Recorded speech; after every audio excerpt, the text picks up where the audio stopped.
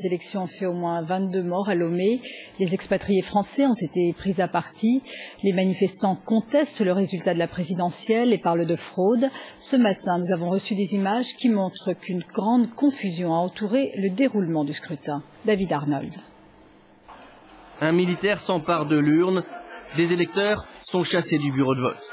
Les élections présidentielles se sont visiblement déroulées dans la pagaille. Les violences ont déjà fait au moins 22 morts, une centaine de blessés graves. 1200 personnes ont fui vers le Bénin. L'opposition continue de contester les résultats. Elle montre du doigt à la France, qui ferait tout pour maintenir une dictature en place.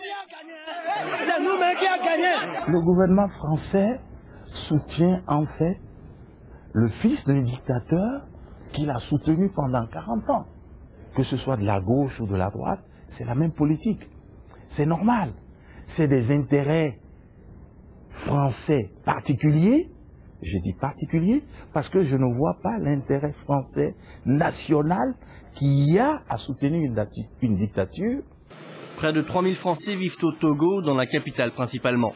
Quelques dizaines ont fui leur maison pour s'abriter dans de grands hôtels. Comme les commerçants étrangers, ils ont subi des pillages, des violences physiques parfois. Le gouvernement français se dit attentif. Aucune intervention n'est prévue pour l'instant. Il n'y aura pas d'ingérence de la France dans les affaires du Togo. L'avenir du Togo, il est entre les mains des Togolais.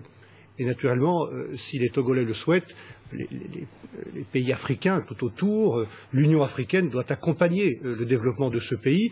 Et l'Union européenne, dont nous faisons partie, sera présente comme un partenaire. Paris appelle à la réconciliation de tous les Togolais. Faure Gnassingbé propose la formation d'un gouvernement d'union nationale.